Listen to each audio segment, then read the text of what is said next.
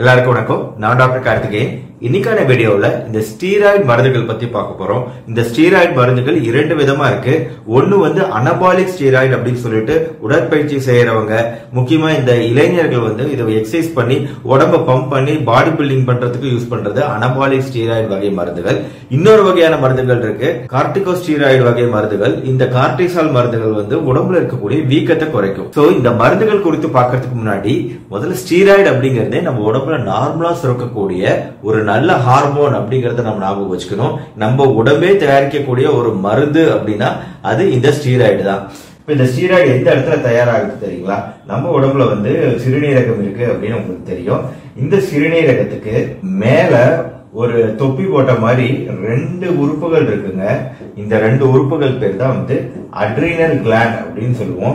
இங்க நான் பெருசா வரைஞ்சிருக்கேன், ஆனா ரொம்ப குட்டியான தொப்பி தான் சிறுநீரகம், கிட்னி மேலேயே இருக்கக்கூடிய இந்த இரண்டு தொப்பிகள். சோ இந்த தொப்பிகள் தான் அட்ரினல் சுரப்பின்னு சொல்லுவோம். இந்த அட்ரினல் சுரப்பில இருந்து ஏகப்பட்ட ஸ்டீராய்டு ஹார்மோன்கள் சுரக்குது. இதுல வந்து மினரலோகார்டிகாய்டு அப்படின்னு சொல்லிட்டு ஒரு ஸ்டீராய்டு இருக்கு. அது வந்து நம்ம கிட்னிலேயே வந்து கரெக்டா ரெகுலேட் பண்றதுக்கு, யூரின் ஃபார்மேஷனுக்கு ஹெல்ப் பண்ணுது. ஆனா அதை விட்டீங்கன்னா இன்னொன்னுதான் வந்து கார்டிகோஸ்டீராய்டு. நாம மெயினா மருந்தா உபயோகப்படுத்துறது இந்த கார்டிகோஸ்டீராய்டு. அதுவும் இங்க இருந்துதான் இந்த அட்ரினல் சுரப்பியோட நடுப்பகுதியில இருந்து சுரக்கக்கூடியதுதான் இந்த கார்டிகோஸ்டீராய்டு. இந்த ஸ்டீராய்டு ஹார்மோனோட மெயினான வேலை என்ன தெரியுங்களா? நம்ம உடம்புல எப்பதான் வந்து வீக்கம் உருவாகுதோ அந்த வீக்கத்தை குறைக்கும்.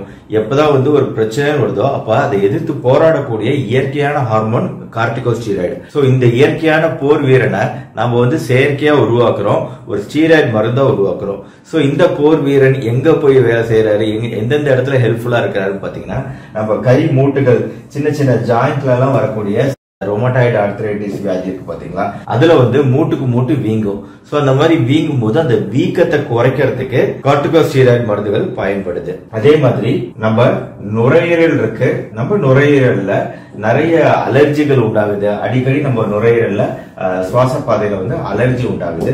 சோ அந்த அலர்ஜி உண்டாக்கக்கூடிய பல்வேறு விதமான கெமிக்கல்கள் இருக்கு. அந்த அலர்ஜி உருவாக்கி அதனால நம்ம நுரையீரலுக்குள்ளார நிறைய செக்ரீஷன்ஸ், நிறைய கபம் உண்டு பண்ணும். இந்த கபத்தை எல்லாம் வந்து சுரக்க விடாம செய்யறதுல இந்த கார்டிகோஸ்டீராய்டுக்கு ஒரு பெரிய பங்கு உண்டு. அதனாலதான் வந்து ஆஸ்துமா, அலர்ஜி, சளி தொந்தரவு ரொம்ப அதிகமா இருந்து சளி கட்டிக்கிட்டு இருக்கிறது போன்ற பல்வேறு விஷயங்கள்ல டாக்டரோட பிரிஸ்கிரிப்ஷன்ல இந்த ஸ்டீராய்டு மருந்துகள் இருக்கும். அப்புறம் வேற எங்க ஸ்டீராய்டு மருந்துகள் உபயோகப்படுது? இப்போ நம்ம தோல் இருக்கு பாத்தீங்களா, நம்ம தோல்ல வந்து சில சமயம் வந்து எக்ஸிமா அப்படின்னு சொல்லக்கூடிய ஒரு விதமான தோல் வெள்ளையாகி தடிச்சு போறது அப்படிங்கிறது ஏற்படும். சோ இந்த மாதிரி எக்ஸிமா எதனால ஏற்படுதுன்னா, இதுவுமே நம்ம உடம்புலயே இருக்கக்கூடிய வீக்க அணுக்கள், தடுப்பு சக்தி செல்கள் போய் தோல் மேல ஆக்ஷன் பண்றதுனால உருவாகக்கூடிய எக்ஸிமான தோல் தடிச்சு போறது. சோ இந்த மாதிரி எக்ஸிமா ரொம்ப அதிகமா இருக்கும்போது ஸ்டீராய்டு மருந்துகள் உபயோகப்படுது. அதே மாதிரி ரத்தத்துல ஏற்படக்கூடிய வீக்கம், ரத்தத்துல வந்து மல்டிபிள் ஸ்க்ளீரோசிஸ் அப்படின்லாம் சில பிரச்சனைகள் வரும். இந்த மாதிரி பிரச்சனைகள் ரொம்ப அரிதாதான் ஏற்படும். சோ ரொம்ப பிரச்சனை அதிகமாகும் போது அங்கேயுமே வந்து நம்ம ஸ்டீராய்டு மருந்துகள் யூஸ் பண்றோம். சோ இந்த ஸ்டீராய்டு மருந்துகள் யூஸ் பண்ணக்கூடிய இடங்கள் இதுதான்: அலர்ஜி, ஆஸ்துமா, ரொமட்டாய்டு ஆர்த்ரைட்டிஸ்னு ஜாயிண்ட் பிரச்சனை, ஜாயிண்ட் வீக்கம், தோல் வியாதிகள், முகத்துல இருந்து கால் வரைக்கும் எல்லா தோல் வியாதிகளுக்குமே பொதுவா இந்த ஸ்டீராய்டு கிரீம் போட்டா உடனே வந்து அந்த தோல் தடிமன் ஆகிறது, வெள்ளையாகிறது போன்ற எல்லா விஷயங்களும் ஸ்டீராய்டு போட்ட உடனே குறையும். அதே மாதிரிதான் இங்க ஆஸ்துமாலையும் ஸ்டீராய்டு போட்ட உடனே அந்த ஆஸ்துமாவோட வீசிங் தொந்தரவு குறையும். அதே மாதிரி கை கால்கள் ஜாயிண்ட் வலி, மூட்டு வலிகளும் வந்து நல்லாவே குறையும் ஸ்டீராய்டு போட்டா. ஆனா இவ்வளவு நன்மைகள் இந்த ஸ்டீராய்டு தருதே அப்படின்னு நினைச்சு நீங்க ரொம்ப நாள் யூஸ் பண்ணவே முடியாது. இது கொஞ்ச நாள் தான் யூஸ் பண்ண முடியும். இந்த மருந்துகள் மிஞ்சி போனா 4 நாள் 5 நாள் தான் யூஸ் பண்ண முடியும். அதுக்கு மேல யூஸ் பண்ணும் அப்படிங்கறது டிசைட் பண்றது உங்களோட மருத்துவராக தான் இருப்பாரு. ஏன்னா இதுக்கு நிறைய சைடு எஃபெக்ட் இருக்கு. 5 நாளுக்கு மேல போகும்போது என்னென்ன பக்க விளைவுகள் வருங்கிறத நான் சொல்றேன். அதே மாதிரிதான் இளைஞர்கள் யூஸ் பண்ணக்கூடிய இந்த அனபாலிக் ஸ்டீராய்டு, அந்த ஸ்டீராய்டு வந்து இங்க உற்பத்தி ஆகிறது இல்ல. அனபாலிக் ஸ்டீராய்டு டெஸ்டோஸ்டிரான் தான் மெயினா யூஸ் பண்ணுவாங்க. அது வந்து விரைப்பைகள், டெஸ்டிஸ்ல இருந்து உருவாகக்கூடியது அனபாலிக் ஹார்மோன். இது வந்து ஆரம்பத்துல வந்து மசிலுக்கு நல்ல ஒரு தசைகளுக்கு பயங்கரமான ஸ்ட்ரென்த் கொடுக்கும். அதே சமயம் இது நல்லா அந்த ஃபீலிங் கொடுக்கறதுனால பசங்களா வந்து நிறைய யூஸ் பண்ணுவாங்க, அபியூஸ் பண்ணுவாங்க. அவங்களா போய் மெடிக்கல்ல வாங்கி அபியூஸ் பண்றது ரொம்ப ஜாஸ்தி. இந்த அனபாலிக் ஸ்டீராய்டு இதுவுமே ரொம்ப நாள் யூஸ் பண்ண முடியாது, கொஞ்ச நாள் தான் யூஸ் பண்ண முடியும். இது ஓவரா யூஸ் பண்ணும்போது இதுக்கும் நிறைய பக்க விளைவுகள் இருக்கு. சோ அடுத்து என்னென்ன பக்க விளைவுகள் ஏற்படும் அப்படிங்கறத நம்ம தெளிவா புரிஞ்சுக்கணும். இந்த பக்க விளைவுகள் பொறுத்த வரைக்கும் ஃபர்ஸ்ட் வந்து உடல் எடை கூடுறது. இது கொஞ்ச காலம் நம்ம ஸ்டீராய்டு யூஸ் பண்ண ஆரம்பிச்சிட்டாலே அப்பவே வந்து உடல் எடை தானா அதிகரிக்க ஆரம்பிச்சிடும். உடல் எடை அதிகரிக்கிறதுக்கு ஸ்டீராய்டு மருந்துகள் யூஸ் பண்றது ஒரு மிக முக்கியமான காரணம். அப்புறம் மூஞ்சிலாம் வந்து பஃபியா இருக்கும், பஃபினஸ் ஆஃப் த ஃபேஸ் அப்படின்னு சொல்லுவோம். முகம் வந்து வீக்கமா இருக்கும். மூட் சேஞ்சஸ் பயங்கரமா இருக்குங்க. அதாவது மூட் அப்படின்னா ஒரு சமயம் பயங்கரமா சந்தோஷமா இருப்பாங்க, திடீர்னு அடுத்த சமயம் பயங்கரமா கோவப்படுவாங்க, திடீர்னு அடுத்த சமயம் இன்னும் பயங்கரமா சேடா சோகம் ஆயிடுவாங்க.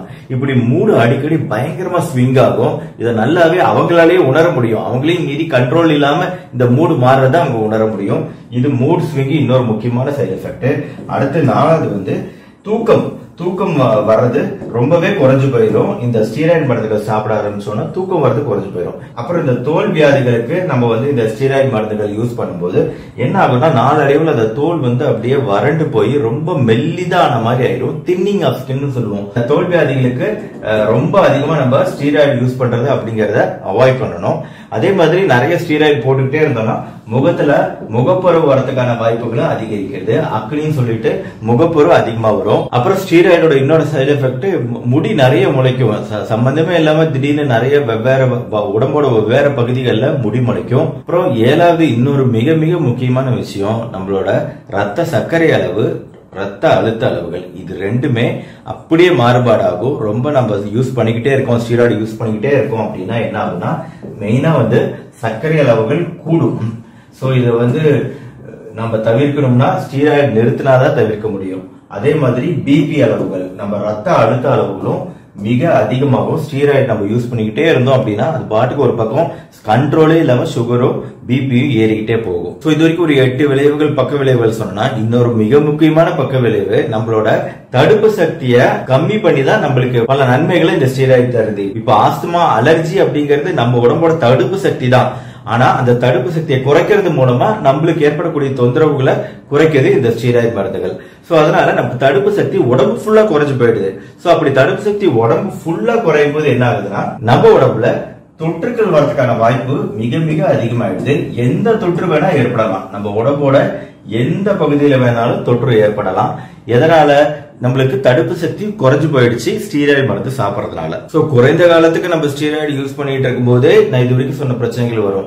இதே நீண்ட காலம் நம்ம ஸ்டீராய்டு யூஸ் பண்றோம் அப்படின்னா பிரச்சனை இன்னுமே ஜாஸ்தி ஆகும். நீண்ட நாட்கள் யூஸ் பண்ணும்போது நம்ம உடம்புல இருக்கக்கூடிய எலும்புகள்லாம் வீக் ஆயிடும், எலும்பு தேய்மானம் ஏற்படும், எலும்புகள் கரைஞ்சு போறதுனால ஆஸ்டியோபோரோசிஸ் அப்படின்னு சொல்லக்கூடிய ஒரு பெரிய பிரச்சனை எலும்புகளுக்கு ஏற்படும். எலும்பு தேய்மானம், இது எலும்பு தேய்மானம் மிக அதிகமாகி ரொம்ப தசைகள்ல வீக் ஆகி சோ அதனால எலும்புகள் உடைஞ்சு அடிக்கடி பிராக்சர் ஏற்படுறதுக்கூடிய வாய்ப்பு அதிகமாகுது. அதே மாதிரி குழந்தைகளையும் நம்ம அதிகமா ஸ்டீராய்டு யூஸ் பண்றோம் அப்படின்னா குழந்தைகளோட வளர்ச்சியே குறைஞ்சு போயிடுது. சோ அதனால நம்ம குழந்தைகளை பொறுத்த வரைக்கும் அதிகமா ஸ்டீராய்டு மருந்துகள் வாய் வழியா எடுத்துக்கிறது அப்படிங்கறத மேக்சிமம் அவாய்ட் பண்ண தான் பார்க்கணும். அதை வந்து நம்ம இன்ஹேலரா யூஸ் பண்ணலாம். ஆஸ்துமாவுக்கு நம்ம யூஸ் பண்ணும்போது அதை இன்ஹேலரா யூஸ் பண்ணலாம். அது இங்கே மூக்குல மட்டும் தான் வந்து ஆக்ஷன் இருக்கும், லோக்கலா தான் ஆக்ஷன் இருக்கும். நம்ம உடம்பு முழுக்க அந்த மருந்து போய் கலக்க போறது இல்ல, அதோட டோஸ் ரொம்ப கம்மியா இருக்கும்.